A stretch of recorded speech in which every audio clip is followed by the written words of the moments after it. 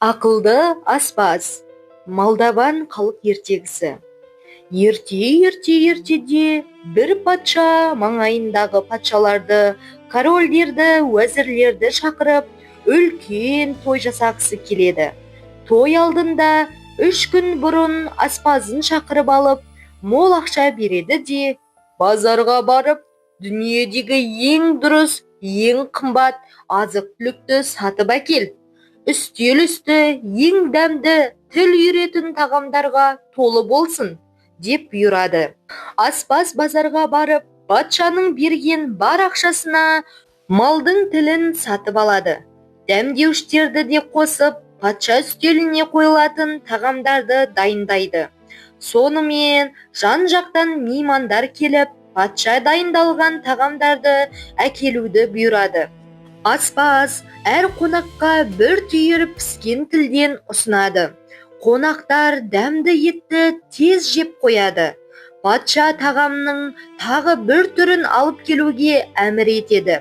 Аспаз тағы да қонақтарға тіл ұсынады.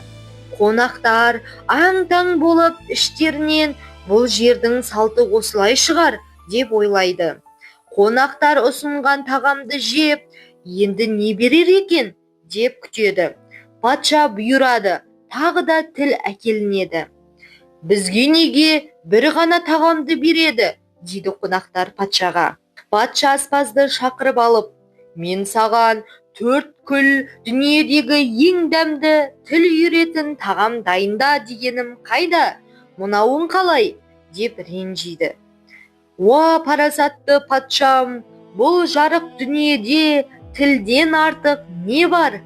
Тіл патшаны таққа отырғызады.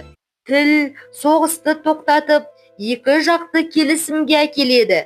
Дүниедегі ең тәтті сөздерді де тіл айтады. Аспаздың сөзіне қонақтар таңданып, тапқырлығы үшін мақтайды. Ақыры олар бір-бірімен ақылдасып, аспазды дүниедегі ең жаман нәрсені сатып алуға қайтадан базарға жібереді. Аспаз бұл жолы да сатып әкеледі. Ау, мен саған дүниедегі ең жаман нәрсені сатып әкел деген жоқпын ба? Деп патша ашуланады. Парасатты патшам, ойлап қараңызшы, дүниеде тілден асқан бүлдіргіш бар ма? Тіл достықты, келісімді, бейбітшілікті бәрін бүлдіреді. Бұзады, қиратады.